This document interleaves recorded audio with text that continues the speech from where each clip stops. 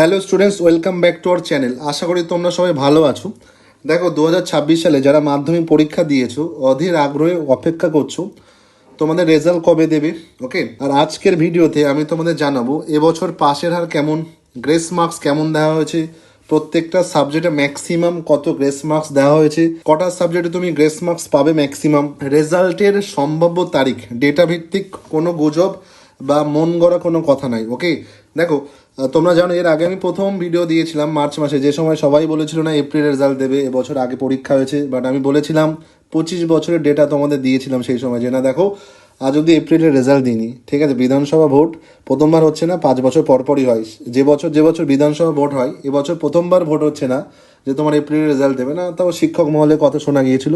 ঠিক আছে, আমি বলেই দিয়েছিলাম, তোমরা জানো কতটা বিশ্বাসযোগ্য। আমি প্রথম থেকে না মার্চ মাস থেকে তো বলতে পারতাম না, জানো এপ্রিলে দেবে, এপ্রিলে রেজাল্ট দেবে। প্রথম থেকে একটা কথাই বলেছি, মেতে রেজাল্ট দেবে। ঠিক আছে, দেখো এই তো আজকে এপ্রিলের 10 তারিখ, কোনো খবরই নেই রেজাল্টের। ঠিক আছে, খবর নেই বললে কথাটা ভুল, রেজাল্ট তাড়াতাড়ি দেওয়ার জন্য প্রচুর তাড়াতাড়ি খাতা দেখা হয়ে গেছে, রেজাল্টের ট্যাবুলেশন কতদূর হয়েছে, ঠিক আছে, স্ক্রুটিনি কোন পর্যায়ে, সব নিয়ে ডিটেলিংয়ে আজকে বলবো।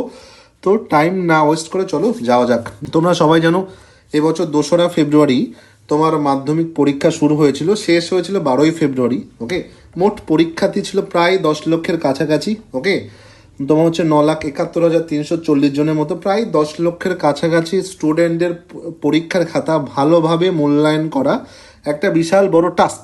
ওকে, তো দেখো প্রত্যাশিত পাশের হার যেটা হয় সেটা হচ্ছে দেখবে 85 থেকে 87%-এর কাছাকাছি তোমার পাশের হার হবে। ঠিক আছে, অনেকে বলছে না ইলেকশন হয়তো 90%-এর কাছাকাছি দেখা যাবে, বাট না, ম্যাক্সিমাম হয়তো 88% অবধি হতে পারে। ওকে, তার মানে দেখো প্রথম কেস যদি আমি যাই, তোমার হচ্ছে 85-এর কাছাকাছি যদি পাস হয়, তাহলে 1.25 লাখের মতো স্টুডেন্ট, আনফর্চুনেট, এটা this is very unfortunate for all of us, যে তোমার হচ্ছে প্রায় 1,25,000 বা 1.5 লক্ষের কাছাকাছি স্টুডেন্ট এবছর ফেল হওয়ার সম্ভাবনা আছে।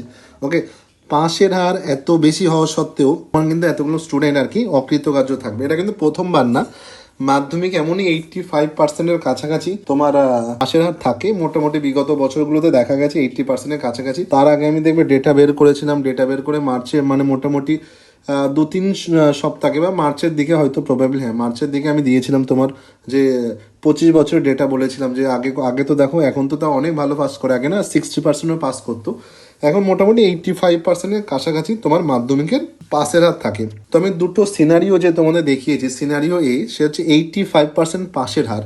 ঠিক আছে, এটা যদি খাটে আর কি, তাহলে দেখবে তোমার 8,25,639 জন পাস করবে, আর ফেল করবে প্রায় 1,45,000 মতো স্টুডেন্ট, মানে প্রায় 1.5 লাখ। ওকে, সিনারিও বিও যদি 87% স্টুডেন্টও পাস করে, তাও দেখো 1,26,340 জনের কাছাকাছি স্টুডেন্ট তোমার ফেল করতে পারে আর কি, প্রবাবিলিটি ওটা। হ্যাঁ, কারণ 85%-এর কাছাকাছি হবে, 87 বা 88%-এর কাছাকাছি পাশের হার হবে না। কেন পাশের হার হবে না সেটা বলি যে দেখো, পার্সেন্টেজ যাই হোক না কেন, গড়ে প্রায় 1,25,000 থেকে 1.5 লক্ষের কাছাকাছি স্টুডেন্ট তোমার ফেলের সম্মুখীন হচ্ছে। তোমার এবার প্রশ্ন হতেই পারে, স্যার এই স্টুডেন্টরা কারা, এদের কি গ্রেস মার্কস দেওয়া হয়নি বা এদের কি বোর্ডস পাস করাবে না? দেখো সেই সবের উত্তর আমি পরেই তোমাদের জন্য রেডি করে রেখেছি। দেখো ভালো করে বোঝো, ফেল করেছে তারাই যারা হচ্ছে সম্পূর্ণ ব্ল্যাঙ্ক আনসার তোমার জমা দিয়েছে, মানে যে তোমার যে আনসার পেপার যেটা থাকে বা তোমার যে খাতা, সম্পূর্ণ সাদা খাতা যদি জমা দেয়, যদি প্রাসঙ্গিক কোনো কিছু না লেখে, ধরো কিছু মনে হলো 2-4 লাইন গান লিখে দিল, ঠিক আছে, ধরো 2-4 লাইন কবিতা লিখে দিল, ঠিক আছে, কোনো সিনেমার ডায়লগ লিখে দিল, ডিজে গান লিখে দিল, যেমন আজকাল খাতায় পাওয়া যাচ্ছে, তারাই কিন্তু ফেল করছে। ওকে, প্লাস দাগ নাম্বার ভুল, ঠিক আছে, সঠিক উত্তর লেখা সত্ত্বেও যদি কোশ্চেন নাম্বার ভুল থাকে, সেখানে কিন্তু তোমার কম্প্রোমাইজ করবে না। ওকে, তারপর দেখো নট অ্যাটেম্পটিং, মানে যদি উত্তর না দেয়। আর এনাদের তো মানে এই বিশেষ টাইপের কিছু স্টুডেন্ট থাকে যারা হচ্ছে এত বিজি হয়ে পড়ে নিজেদের কাজে, যে তোমার হচ্ছে পরীক্ষা দিতেই ভুলে যায়। বুঝতে পারছো, যদি অ্যাবসেন্ট থাকে, ঠিক আছে, ইচ্ছাকৃতভাবে তারা কিন্তু ফেল করবেই। এছাড়া অনেকে দেখবে তোমার অনেক হেলথ কন্ডিশন খারাপ হয়ে যায়, ফ্যামিলি ইস্যুস থাকে, lots of issues are there, but হ্যাঁ অনুপস্থিত খুব একটা স্টুডেন্টরা নিজে থেকেই করতে চায় না, যারা বুঝতেই পারছো মাধ্যমিক পরীক্ষা দিতে যাচ্ছে না কিছু না কিছু রিজন বা বাহানা বানিয়ে, তাদের ব্যাপারটা আলাদা। ঠিক আছে, বা তাছাড়া দেখবে তাদের তো মানে কোনোদিনও পাস করানো পসিবল না। ঠিক আছে, এরকম তাদের ব্যাপারটা আলাদা বললাম। বাট অনেকে দেবে মানে এমার্জেন্সি কিছু কন্ডিশনের জন্য না একটা দুটো সাবজেক্ট তোমার অ্যাবসেন্ট হয়ে যায়, এবং তারা যদি অ্যাবসেন্ট হয়ে যায় দুর্ভাগ্যবশত তাদের পরের বছর আর কি পরীক্ষা দিতে হবে। এবার তো পাস করার সহজ সমীকরণ আমি বলেই দিয়েছি, একদম ইজি ম্যাথ পাসের। তোমাকে 25 মার্কস মিনিমাম পেতে হবে, যেটা থেকে তোমাকে প্রজেক্টের সর্বনিম্ন 9 দেওয়া হয়, ঠিক আছে। সর্বোচ্চ তো জানো প্রজেক্টে 10ই দেয়, 9-10 দিয়ে দেয় প্রজেক্টে। দেখো সিম্পল ব্যাপার, আমি খুব কম মার্কসের এমন দেখেছি 9ও দিতে, স্যারেরা পুরো 10 মার্কস দিয়ে দেয় প্রজেক্টে, 9-10 তো প্রজেক্টে পাবে, 10-10ই পেয়ে যায় লোকে, ওকে।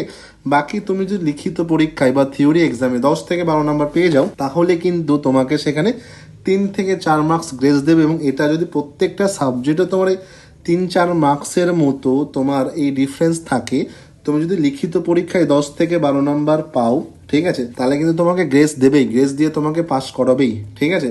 তুমি যদি লিখিত পরীক্ষায় দেখো, ভালো করে বোঝো, তুমি লিখিত পরীক্ষায় 10-12 যদি না পাও, তাহলে কিন্তু গ্রেস দেবে না, ওকে।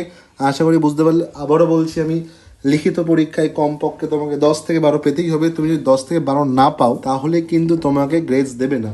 এবার অনেকে বলতে হবে স্যার গ্রেস দেওয়ার কী রুল? দেখো, গ্রেস দেওয়ার কোনো রুলই নেই।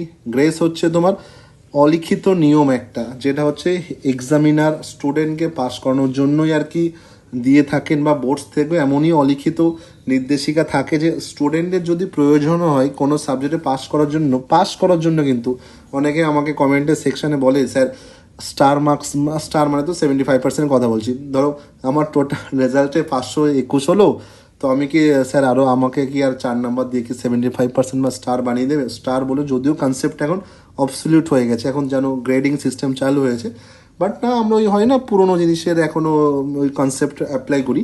তো সেক্ষেত্রে কিন্তু উত্তর না। বা ধরো তুমি ধরো কোনো একটা সাবজেক্টে 76 পেলে টোটাল, তোমাকে কিন্তু সেখানে 4 মার্কস দেবে না। বা তুমি 77ও যদি পাও বা 78ও যদি পাও, তাহলে কিন্তু তোমার সেখানে গ্রেস মার্কস দেবে না।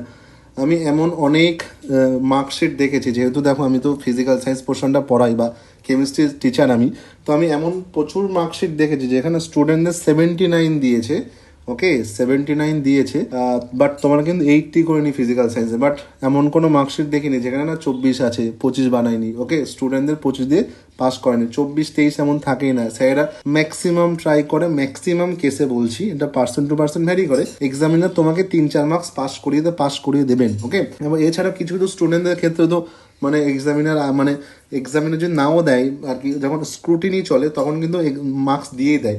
আচ্ছা, তুমি বলতে পারো স্যার তাহলে আমাকে ম্যাক্সিমাম কত মার্কস অবধি দিতে পারে? দেখো, বিশেষ ক্ষেত্রে কিছু কিছু সাবজেক্টে তোমার 5 নম্বর অবধিও গ্রেস মার্কস দিয়ে দেয়।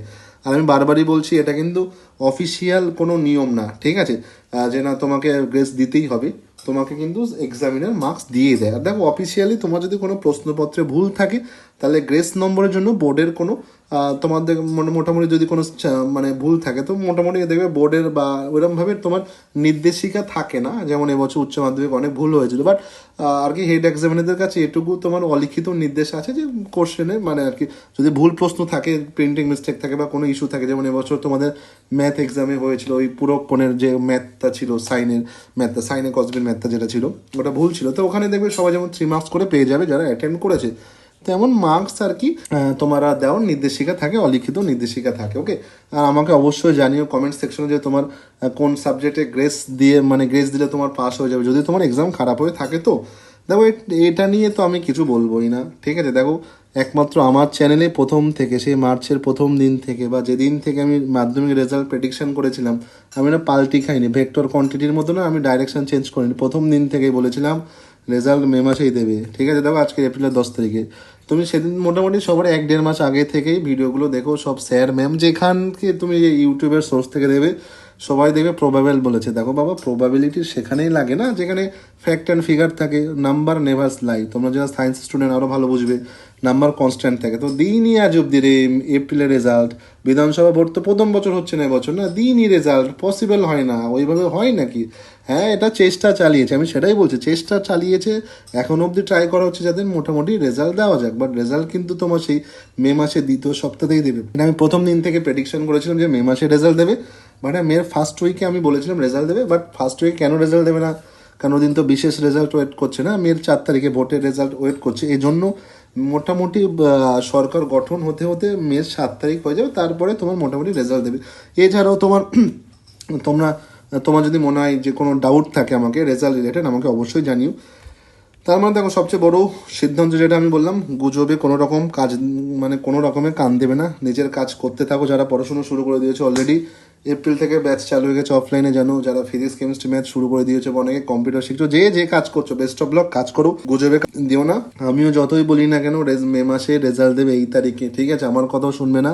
এগুলো হচ্ছে মোটামুটি তোমার প্রবাবিলিটি, অফিসিয়াল নোটিশই দেখতে হবে। আমিও কিন্তু অফিসিয়াল নোটিশের ভরসায় থাকি, বাট এটা প্রবাবিলিটি, ঠিক আছে। আর প্রবাবিলিটি সেই ভালো করতে পারে যারা তোমাদের 11 ম্যাথ করা শুরু করবে, যার কাছে তোমার, ঠিক আছে, ঠিকঠাক ডেটা থাকে, ঠিকঠাক ইনপুট থাকে। তুমি ঠিকঠাক ইনপুট যদি কম্পিউটারে না দাও, ঠিক আছে, তাহলে কীভাবে তোমার কম্পিউটার ঠিকঠাক আউটপুট দেবে? তো ডেটা দেখে আরামসে বোঝা যায়। 25 বছরের ডেটা আমি তোমাদের সামনে বলেছিলাম যে রেজাল্ট দিইনি, ঠিক আছে, এপ্রিলে, তো দেবে না, ঠিক আছে, যতই যেখানে যায় বলুক না কেন, লোকে ভিউ বাড়ানোর জন্য যাই বলুক না কেন। আর সবচেয়ে বেশি অথেন্টিক খবর তোমরা এই চ্যানেলেই পাবে, ঠিক আছে। তো যদি এই অবধি ভিডিওটা দেখে রাখো তো প্লিজ চ্যানেলটা সাবস্ক্রাইব করে রাখো, ঠিক আছে। আর বেল আইকন তুমিও প্রেস করে রাখো যাতে সবার আগে তুমি আপডেট পেতে পারো বা পেতে চাও। আর ভিডিওটা বন্ধুদের শেয়ার করে দিও, তারাও তাহলে মানে উল্টোপাল্টা খবর দেখে কোনো রকমভাবে বিভ্রান্ত হবে না, ওকে। আর তোমার দেখো, তুমি যত আর কি চ্যানেলে তোমাদের ইনপুট ভালো থাকবে তো তত বেশি আমি আউটপুট দেবো। কারণ দেখো, আমি 6টা 7টা রোজ পড়ানোর পরেই, কেমিস্ট্রি রোজ পড়ানোর পরে, 11-12 সিবিএসসি আইসি পড়ানোর পরে, যে ইউনিটও পড়াই আমি, তারপর তোমাদের ভিডিও বাড়াই। তো তোমরা যত জোরসে সাপোর্ট করবে আমি তত জোরসে না তোমাদের আউটপুট বাড়াবো, ওকে। তো গ্রেস নাম্বারে ভরসায় থাকবে তোমরা সবাই, যাদের এক্সাম খারাপ হয়েছে 3-4 নাম্বার তো মিনিমাম পাবে, ম্যাক্সিমাম 5 নম্বরও তুমি গ্রেস পেতে পারো, ঠিক আছে। আর সবচেয়ে বড় বিষয় যেটা এক্সপেকটেশন, এটা আজ অবধি কোনো দিনও হয়নি, ঠিক আছে, যে লোকে 100% পাস করে গেছে। পৃথিবীতে 1 বছর হয়েছিল আমার এই 10 বছরের টিউশন পড়ানোর ক্যারিয়ারে, 1 বছরই লোকে 100% পাস করে গেছিলো স্টুডেন্টের মাধ্যমিক, সে হচ্ছে কোভিডের ইয়ারে, ঠিক আছে। বা সে বছর জানো পুরো তোমার সবাই পাস করে দিয়েছিল আর কি, ওকে। কারণ এক্সামই হয়নি, এক্সাম পরীক্ষা হলে ফেল হবে, এটাই তো লোককে বোঝে না। দিন থাকলে রাত হবে, ভালো থাকলে খারাপ হবে, আলো থাকলে অন্ধকার থাকবে, এগুলো ফ্যাক্ট, ওকে। এই জন্য দেখবে অনেকে কিন্তু মিস ইন্টারাপশন করছে, রেজাল্ট ডেট নিয়েও ভুলভাল কথা বলেছে, ঠিকও বলছে ভুলও বলছে। যাই হোক, রেজাল্ট মে মাসেই দেবে। আর এতদূর অবধি যদি ভিডিওটা দেখে থাকো তো কমেন্ট সেকশন জানিও ভিডিওটা কেমন লাগলো। এছাড়া যদি অন্য কোনো নতুন বিষয়ে, নতুন টপিকে ভিডিও আছে, অবশ্যই আমাকে কমেন্ট সেকশন জানাবে। সবাই ভালো থেকো, সুস্থ থেকো, ঈশ্বরের কাছে এটাই প্রার্থনা যেন সবার রেজাল্ট ভালো হোক। All the best for your upcoming result.